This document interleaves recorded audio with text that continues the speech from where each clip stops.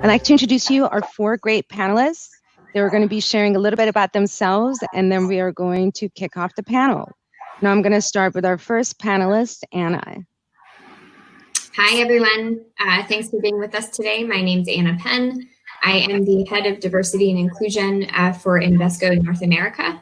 I've been with Invesco for just over 2 years and have been doing diversity and inclusion work for about 7 years. Thank you, Anna.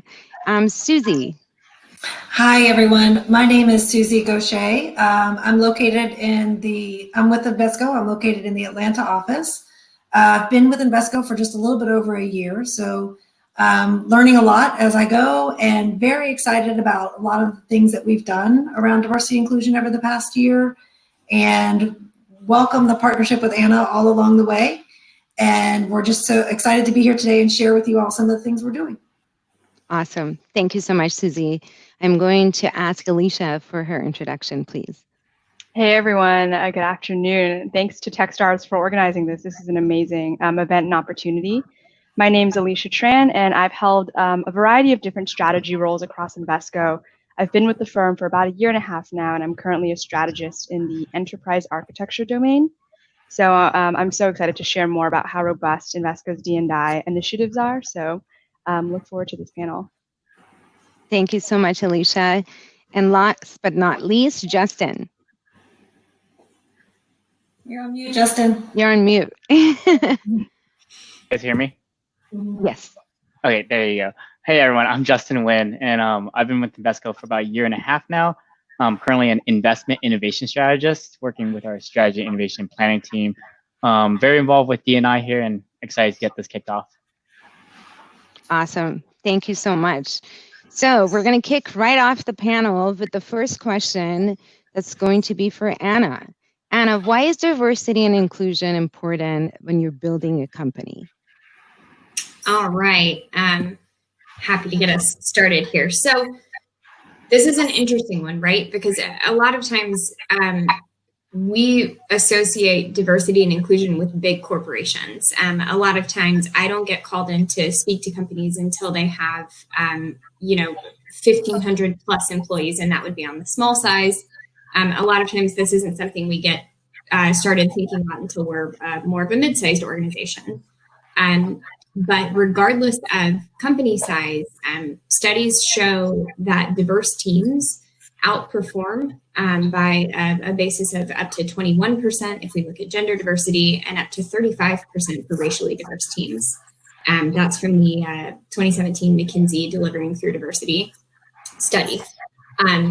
So I think it would be really interesting if we think about this from a smaller organization perspective of how easy it is to get diversity and inclusion right when your company is still small and scrappy.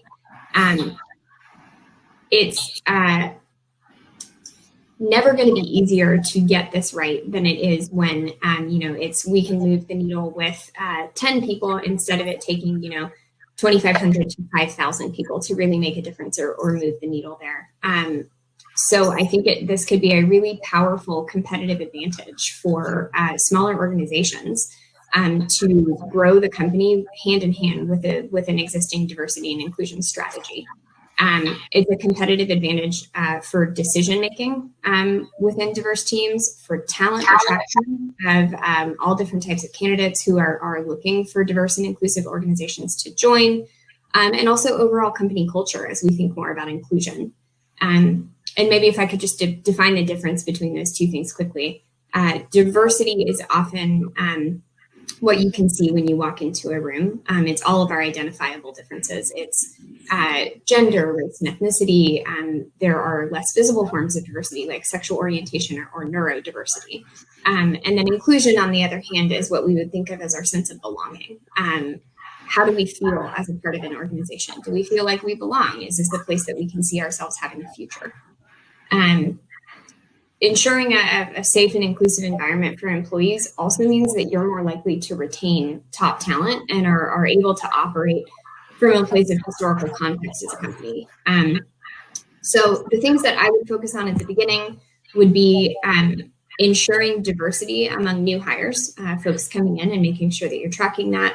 And then also ensuring that you have diversity at the executive level decision makers, and making sure that the folks making decisions for the company are broadly representative of the company itself. Also, going ahead and just making the internal promotion process as dispassionate and objective as possible. Ensuring transparency around pay equity is something that would be easy to get right at the beginning. And also focusing on building a culture of inclusion with all employees. And I know Susie is going to talk about some ways to make that a lot more practical today. So hopefully that answered your question, but if not, I think we're going to have time for some live questions here at the end. Awesome. Thank you so much, Anna. Great insight. So that brings me to my next question. Susie, how do you believe diversity and inclusion correlate in the marketplace? Can you share with us your thoughts? Yes. So I'll share with you even some of the research that I've done, because one thing I didn't mention in my introduction is I am in human resources. Didn't even think to say that. I'm in human resources. I'm the human resources business partner for our technology organization, as well as a couple other organizations in Invesco. And so when we were preparing for this session and we were talking about what do we think people are going to be interested in, for someone who's an entrepreneur starting a company, it's like, okay, why is diversity and inclusion important? Well, one reason is because we think there are some really strong correlations to diversity and inclusion with the marketplace. So if you think about when you are any team or organization, just like any individual, has its own unique DNA. And when you cultivate that authentic DNA of the team or the organization, you're going to be ahead of the competitive curve, because you've got people bringing their own perspectives and insights to the table, and they're developing and co-creating together. And studies, like Anna said, studies show that inclusive organizations are higher performing, and inclusive behaviors are essential to activating those high performing teams or organizations. So having said that, I'm very pragmatic. And when I was thinking about this, I know in the past I had done some research around just to kind of talk to my leaders that I support, like, why is it important to us? And so I'm going to share with you all some statistics that I've looked up. And so I'm going to read off some of these things, try to go to all reliable sources to make sure that we're getting really solid information from different studies that have been done. The first one is from the Josh Bersin Research Group. And they did a study that showed that inclusive companies are 1.7 times more likely to be innovation leaders in their market. I think that's important for this audience. I think many of you are probably innovators. So I thought that would be kind of a key statistic to point out. Second is inclusive companies enjoy 2.3 times higher cash flow. So if you're starting a business, what's more important than cash flow? I don't know, but inclusive companies do experience 2.3 times higher cash flow. Again, that's from the Josh Bersin Research Group. Glassdoor did a survey. I thought this was interesting, and this is something we've talked about internally at Invesco. And their survey showed that 67% of the job seekers that were looking for jobs feel that a diverse workforce is important for them when they're considering their job offer. So if you want to get the highest level talent, then you might need to show that you have the diverse workforce. Companies that have more diverse management teams have a 19% higher revenue. This came from a study done by the Boston Consulting Group. Diverse teams have been shown to be more likely to radically innovate and anticipate shifts in consumer needs and consumption patterns. So they help their companies to gain a competitive edge.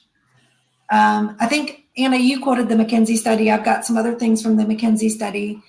Essentially what McKinsey has done since 2014 is studied a group of companies and followed them over the years. And they found that the most diverse companies are now more likely than ever to outperform non-diverse companies. And they just recently published their most recent findings this year. So when we say now more than ever, we're talking about this crazy year that we're in right now of 2020. And so what they said is that their 2019 analysis showed that companies in the top quartile of gender diversity on their executive teams had outperformed 25% more likely to experience above average profitability. So if you have a diverse executive team, then you're 25% more likely to have above average profitability as a company. This was more than their peer companies who fell in that bottom quartile. And what was interesting, I think, is, like I said, these are recent results, 2019. This was up 21% from 2017 and 15% it was 21% in 2017, 15% in 2014. So you can see it went from 15% to 21% to 25%. So it's slowly, each time they come back with their results, it's showing an increase in revenue for companies that have diverse, gender diverse executive teams.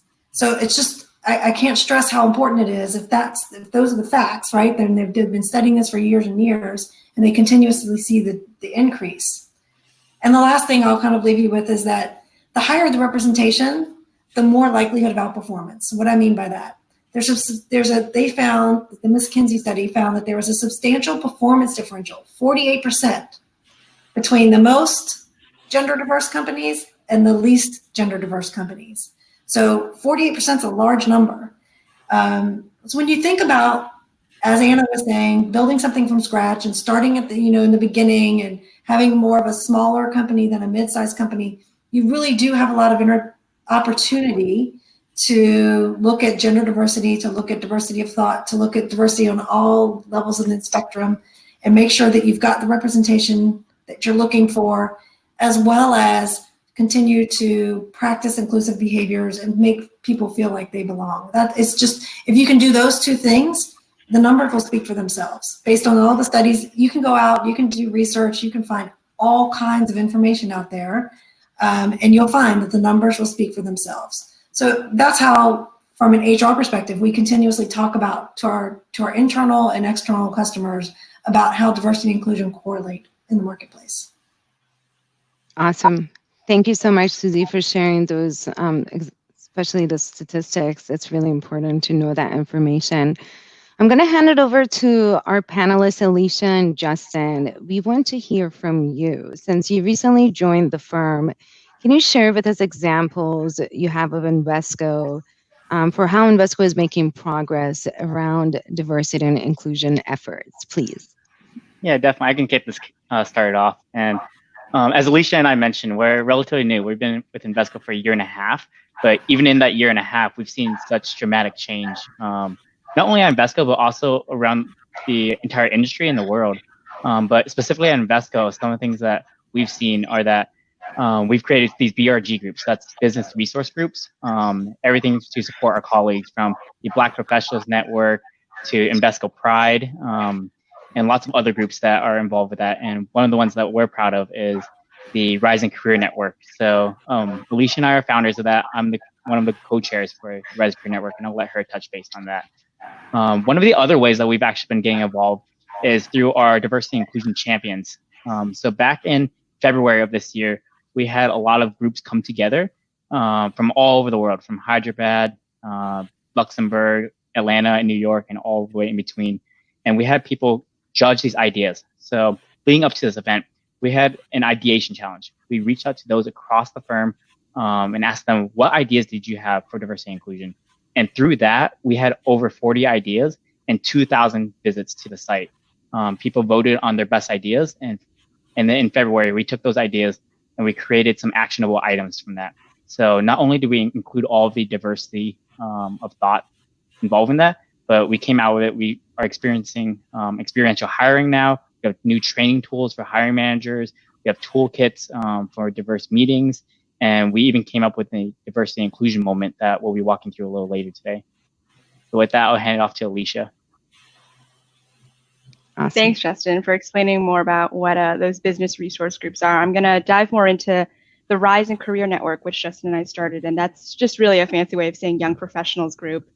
And I think I'm going to tie this back into a story or like a conversation that Justin and I had super early on. So when we joined Invesco about a year and a half ago, Invesco predominantly hires very experienced professionals, both in technology and in finance. So we're talking post MBA, some even have PhDs. So I think there were a lot of very experienced professionals, and Justin and I, being junior employees, noticed this and said, what are we doing to help encourage the young professionals, to show them that there's a track, that there are resources to help support you whether you're trying to take the CFA for the first time, whether you're trying to pass an exam that seems really daunting and don't have any resources to go to, is there a support group at our organization that can do that? And so we're talking about, diversity of age and perspective, and the kinds of experiences that we've been through are very different from the experiences that people who already had their MBAs and have been working for 10 years had been through.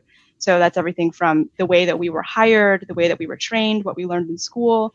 We had so many different perspectives, and we really wanted to share that across the organization because we had all these ideas about what we could do culturally, technologically, to help improve Invesco. And I think the most amazing thing about Invesco is how little bureaucracy there is when it comes to feeling empowered and wanting to create this type of business resource group. So our group sponsor is the CTO of Invesco. And Invesco is a pretty big company, so you wouldn't think that you would be able to just talk to the CTO about this idea that you had, but Justin and I approached him, his name's Johnny, and he immediately said, that's an incredible idea, let's get that started, what do you need and how can I help? And I think as an organizational leader, that's the most amazing thing you could do for any of your employees. It's to just say, I hear your ideas, I hear what you want to do, and I hear how you want to change and improve the workplace. Let me give you the resources you need to do that. And so I think I've consistently experienced that across Invesco, and I hope that many organizations continue to adopt that mindset with their leaders and just share with their leaders that that's the most empowering thing you can do for your organization. Awesome. Thank you so much, Justin and Alicia. I really appreciate that insight. It looks like we have a couple of questions coming in. The first one is, what have been some insights that Invesco have found from these DNI initiatives that have caused change? Who would like to take that one? I can take this one. And I think you guys chime in if anyone has additional thoughts. One maybe material output that we can track is we're seeing higher scores on our employee engagement survey.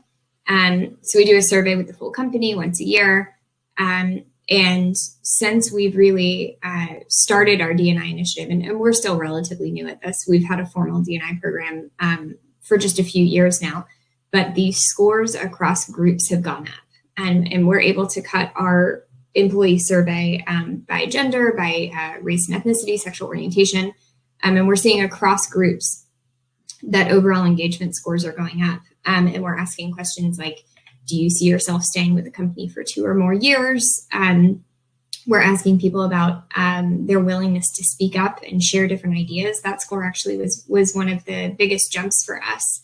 And as an investment company, that's really important for us. If we don't have a culture where people feel like they can speak up, where dissenting opinions are not heard, we're not able to make the best decisions. So that's been a really big change for us, is just continuing to see those scores eke up, and then diving in where we do continue to see issues. I'd also say, Justin and Alicia just talked about this, but our business resource groups are also really changing the culture of the company. It's a way to give employees a cohesive voice. We're pretty lucky. It's not too difficult to get in touch with our senior leaders, but we are finding that the impact of approaching them with a collective voice from an entire business resource group, if it's the Rising Career Network or the Invesco Black Professional Network or the Invesco Women's Network, is really shifting company culture in a way that the dynamic is not just that our senior leaders are making isolated decisions now, but that their decisions really are informed by our broader employee base. So that's been really encouraging for me. Did awesome. Anyone else want to chime in with anything here? Susie, you're on mute. No, you get to tell me that, Justin. Am I echoing right now? No. No, you sound good. Okay, good. I haven't been at Invesco long, but in the short amount of time that I've been here, I've seen even some changes in some of our practices just from the focus on diversity and inclusion. And I'll give an example. Typically, when we post jobs, we would post jobs with these big, long lists of all the skills and knowledge areas that we were looking for. And studies have shown that particularly women, when they see that big, long list, they say, well, I don't have 2 out of the 10 things, so I'm not going to apply for this job. whereas men would look at the list of 10 and say, got most of it, I'm going to apply for it. So since we found out the results of studies like that, we've changed the way that we write our job descriptions, and we haven't made them to be this all-inclusive type list, and we've even changed some of the verbiage. We've bought some software that will scan our job descriptions for us and change the verbiage based on what to make it more inclusive language in the job description itself. So that's just like one small example of something that we've done as a practice within HR of how we're trying to change the way we do things to be more inclusive. Awesome. That's a great feedback, Susie, as to what you can do. We have a question coming in from Shun Dorsea. I hope I said the name right. Asking, as a startup in its infancy stages, at what point do you recommend we begin to put our DNI strategy in place? All right, I'll get us started with this one again. I'm going to be a little bit biased here because this is what I do for a living. But I would say as soon as you have the capacity to begin thinking about it, and your DNI strategy is going to grow and mature with you. But it's never easier to change the diverse makeup of a company than it is at the beginning.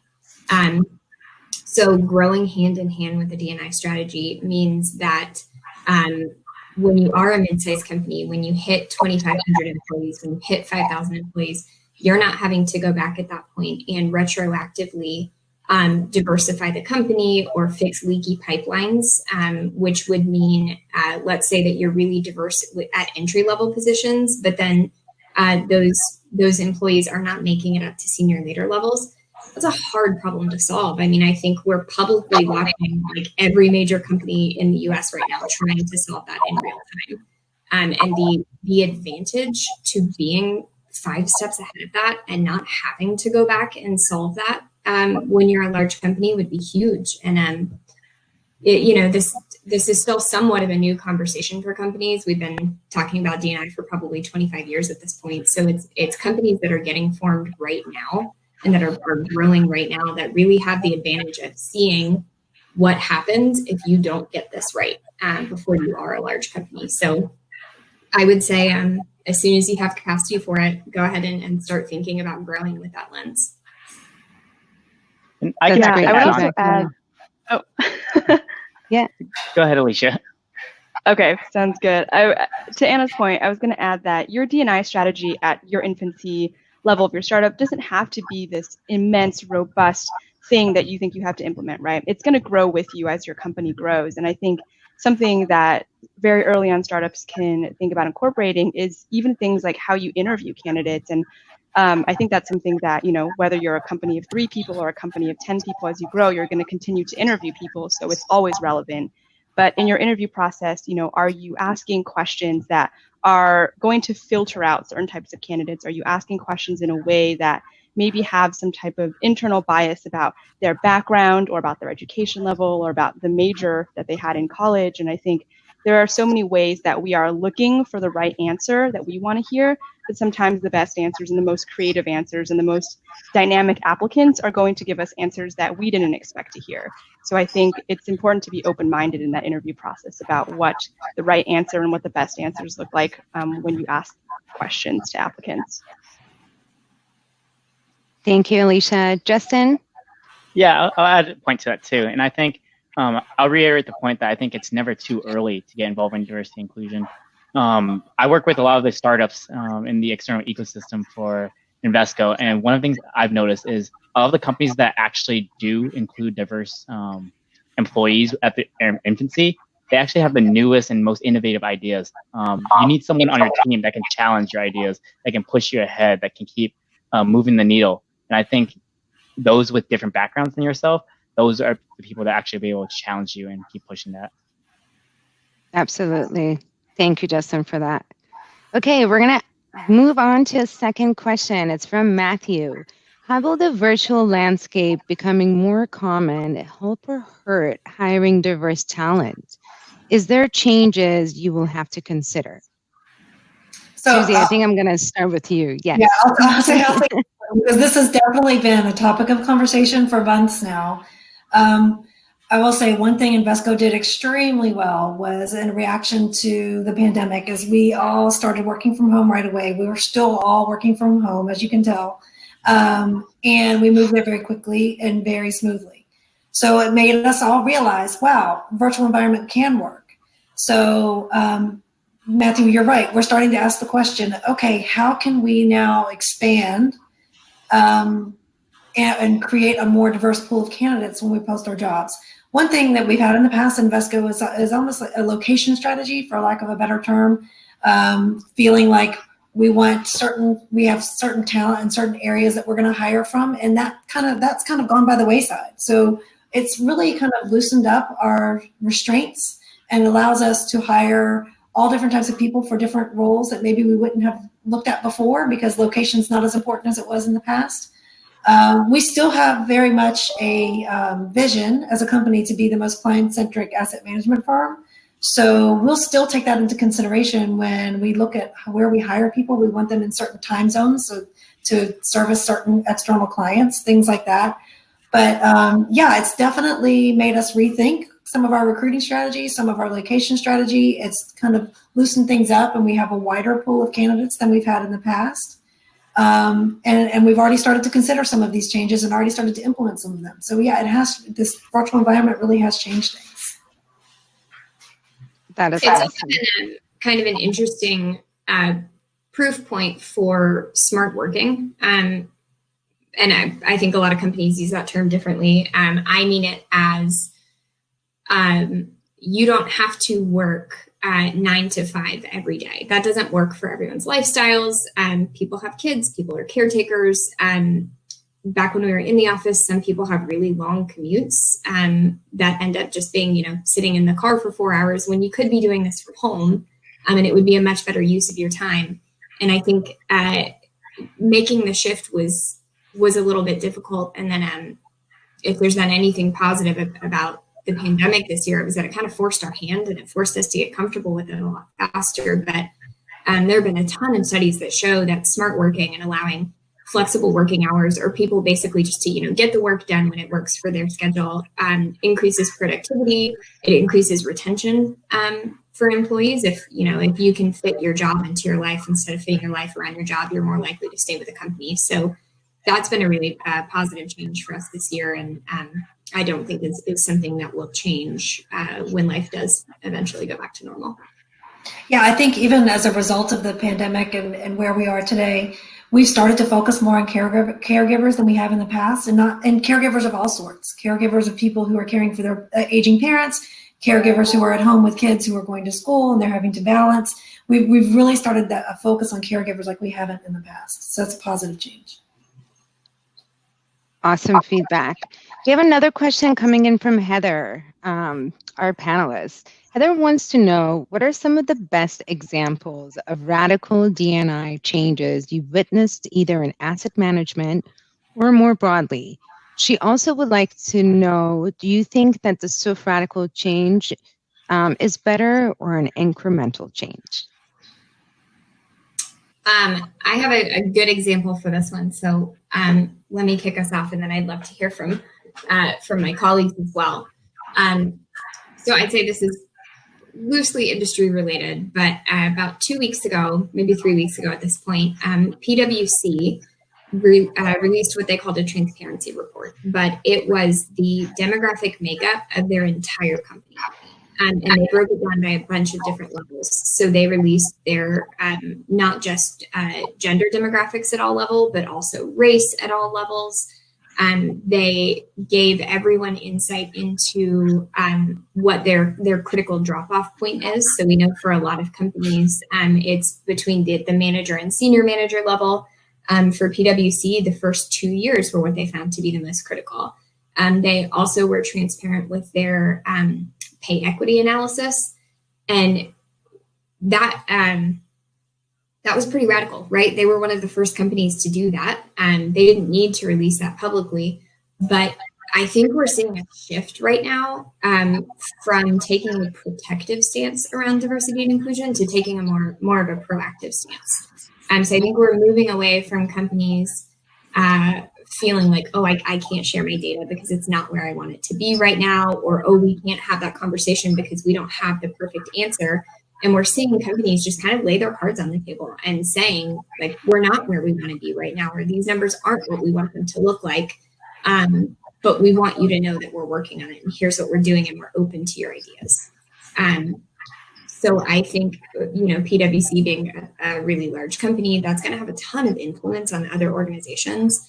And transparency often causes radical change. There's no going back from that. Once it's out there, you've got to keep people updated on how those numbers are moving and what you're doing that's working and not working. And then it allows companies like Invesco to learn from them and to see, okay, we know that PwC tried blind resumes for 2 years and it didn't make much of a difference in their hiring practices.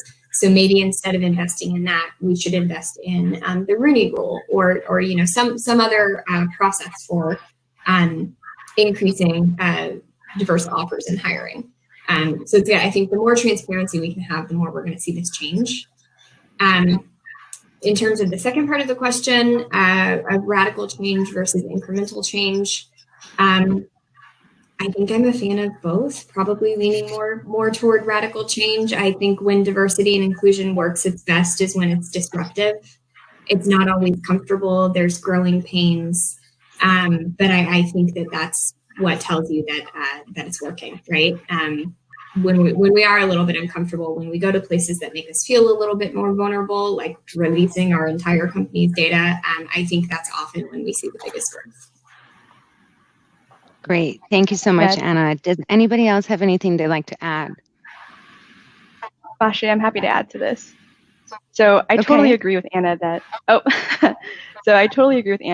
radical and incremental change go hand in hand, and we often grow the most when there's kind of that disruptive element to something that we're implementing. But I had a really interesting conversation with one of my managers a few months ago where we were hosting one of these like DNI initiatives, and she told me, it's okay if it feels like today things haven't changed as much as you thought they would have by now, because I've been at Invesco for 10 plus years, and 10 years ago, nobody even knew what DNI was. Nobody was even having this conversation, and nobody was even there were just nothing to support anybody who wanted to have these kinds of conversations. And today, we are starting those changes. So change can be slow, and that doesn't mean that it's bad. It just means that, some industries, I think finance and asset management being one of them, is very much rooted in tradition and very much rooted in kind of all these other practices that are highly regulatory, and just it makes it a little bit harder to always push the needle as far as you want to push it. But she assured me that as long as, year after year, you look back and you say, yeah, like we're talking about it a little more this year than we were last year. And that's good. And that's progress. So I think there's always reason to be optimistic, even if you don't initially see those radical changes. Yeah. And I will say, in my work history, I've even seen a difference with companies that I've worked for that contract with the government. They're required to track a lot of demographic information and report it out to certain entities. But they haven't been, like Anna said, as transparent as PwC recently was. So that's the difference, right? Some companies track demographic data and identify representation much better than others, but no one's really been super transparent about it in the marketplace. And that's a huge difference, the shift that we've just seen this year that we haven't seen in the past. Awesome. Great. Thank you so much. We have about 10 minutes left, and I know we wanted to do a little bit of DNI Moment, which is an exercise that you guys on the call can kind of understand and take to your firms, as small or as big as they might be, and have a little fun with it. So I am going to hand it over to Susie and Anna to take it away. Yeah. So what we've done at Invesco is this is like, I'm a very pragmatic person. So I was trying to think about you all in the audience, like what is it that you want to take away? Well, let's try to give you some tangible things that you could do within your organizations to really kind of become more inclusive and some great things you can do. So one of the things that we've done here at Invesco is what we call a diversity inclusion moment. And it's essentially like taking about 5 to 10 minutes out of a meeting. And it has to be the right kind of meeting, internal, pretty decent size. You don't want 2 people, you want maybe 8 to 10 people, and you present either the leader of the meeting can present the DNI topic, or they can nominate someone else to present the DNI topic. But essentially, it's just taking time out to have a DNI moment, diversity inclusion moment. So what we think we get out of this is just you get an idea of everyone's different perspectives. You get a little bit more increased productivity. You get maybe some faster problem solving that occurs in the meeting. Better reputation as a company. Hey, they're focused on diversity inclusion, that type of thing. So there's lots of different benefits from it. But what I wanted to do today is just share with you one of the exercises that we've done and let you all put some comments in the comment section around what you're getting ready to see. So I'm going to share my screen, and then I'll share PowerPoint. Can everyone see this table of coffee cups? Yes, thank you, Susie. Okay, great. So this is an example of something we would do to start off a meeting, is we would show everyone this picture and start talking about the picture itself. So what is it about coffee, right? So the question is, what does diversity inclusion in the workplace look like to you? And if you take this as a representation, this picture as a representation, coffee can be an important aspect of people's day, right? It helps people get through their day. It can be a comfort item, especially if it's cold and rainy or cold and snowy outside and you're having a rough day. You want that warm comfort of your hands around that coffee mug. It's a universal item. I think you could go pretty much to any corner of the globe and find coffee. Even in England, where they love tea, they still serve coffee. So you pretty much find it everywhere you go. It's universal. It's definitely changed. Good grief. Look at when you go into Starbucks and you have like 1,000 options to choose from when you're ordering a coffee. It's definitely changed over the years. And it also can be a really good way to conduct a quick meeting or connect with other people.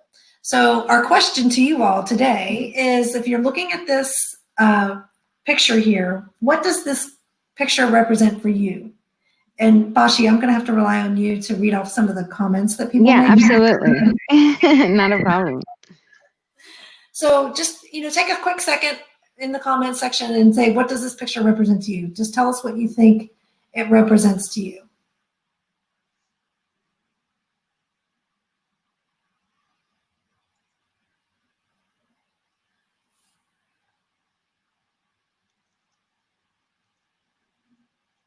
Are we getting any responses, Bashi? No. So I will go first. I will say what it represents to me. Okay. To me, if you look at the different types of coffee, I mean, there's diversity in coffee, right? To me, that represents same thing as a population of people. It's all different types of people. Some people like black coffee. Some people like lots of cream. Some people like me are addicted to flavored creamers. So or lots of sugar. Lots of sugar, right? So everybody has their preference. Everybody has their own individuality, just like a cup of coffee. A cup of coffee has its own individuality. A cup of coffee can represent different things to different people. So that's kind of how I view this. It's like all the different shades of coffee could equal all the different shades of people in the world. And there's diversity in coffee, just like there's diversity amongst our population. That's kind of what it means to me. And I think, if you think about it, if you were going to serve coffee to someone, wouldn't you want to have this array of coffee? Because then you could meet everyone's individual needs, right? I like mine with flavored creamer, or somebody like there's black, somebody might want a latte. It would be great if you had this many offerings. And same with a company. If you had this diverse of a population, someone could find someone that looks like them or has a similar experience to them in the world.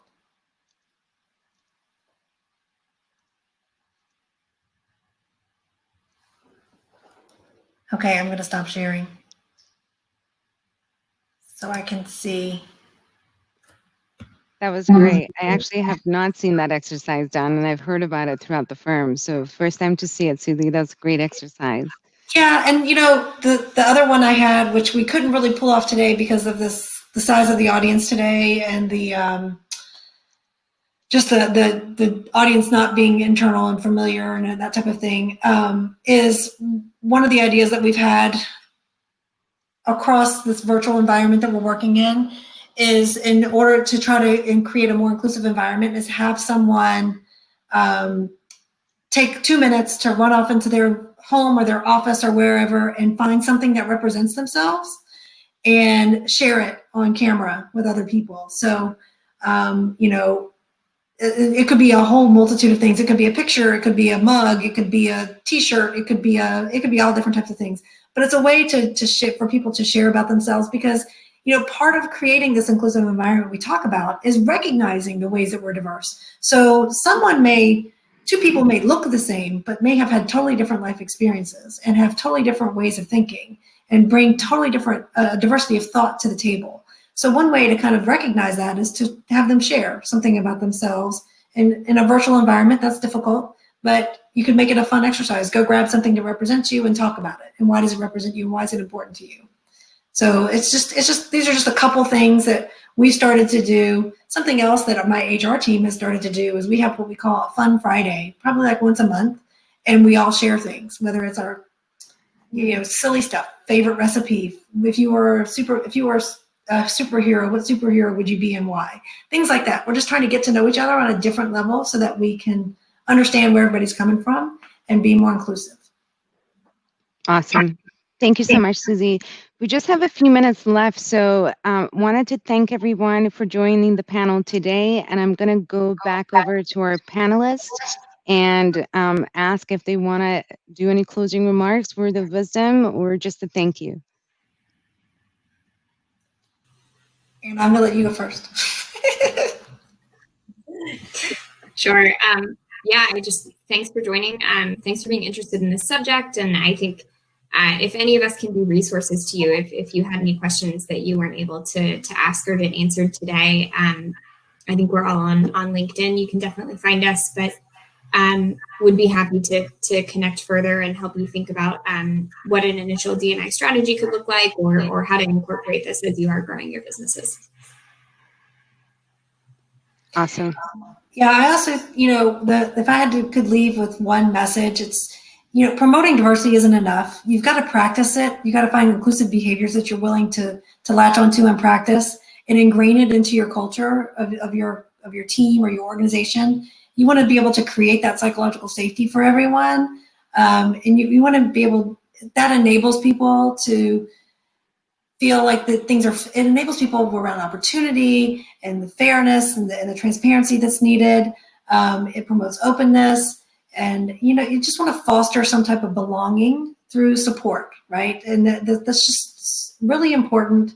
If you can get that right, then you kind of like by default, you end up with a more diverse workforce. And then, as we've said earlier, if you have the diverse workforce, you end up with all these benefits, whether it's revenue, whether it's productivity, whether it's, you know, just competitiveness in the marketplace. It just results in so many different things.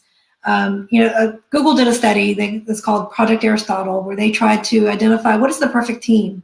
And I don't know if they really ever truly identified the perfect team, but what they did discover is there were two behaviors that the highly performing teams and the inclusive teams displayed consistently. So that's what I'll leave you with. The two behaviors were members spoke roughly in the same proportion. So they call this equity and distribution of conversational turn taking. It's a long way to say people took turns and everyone was equally represented at the table when they would meet as a team. So you want to make sure you have that equal distribution. And then the second behavior was that teams had what they called high average social sensitivity. It's really just a fancy way of saying that people were really skilled at being able to figure out what the other person was going through and feeling. And they did this through nonverbal cues. So they were really good at reading nonverbal cues and understanding and empathizing with the person. So those are the two things that I think, if I were to give you anything to take away, practice those behaviors, get to a point where you have this high performing, diverse team, and you'll reap the benefits. Thank you so much, Susie. Alicia, any closing remarks? Yeah, I know we're close to time, so I'll be quick in my wrap up here. But I would say my biggest takeaway or message I'd want everyone to leave with is that change doesn't just come from the top down. It can also come from the bottom up. And I think if you are an organizational leader, a founder, a senior executive, the best thing you can do is to let your junior employees have a voice and give them that avenue to share what it is they're feeling and what kind of support they need from your organization to feel included. And I'm very lucky to have been able to experience that at Invesco. So I hope that other companies can continue to do the same. Awesome. Thank you so much, Alicia. And again, once again, Justin, last but not least, any closing remarks? It looks like we're running up on time, but I just want to thank everyone. It's a minute over time, so just thank you again for joining us. Awesome. Thank you so much. Thank you, everybody, for your time. Again, as Alicia mentioned, feel free to find us on LinkedIn. We're happy to answer any questions you have. And I hope you have a great week with Techstar Atlanta. And thank you again, Techstars, for this great opportunity. Have a great day, everyone.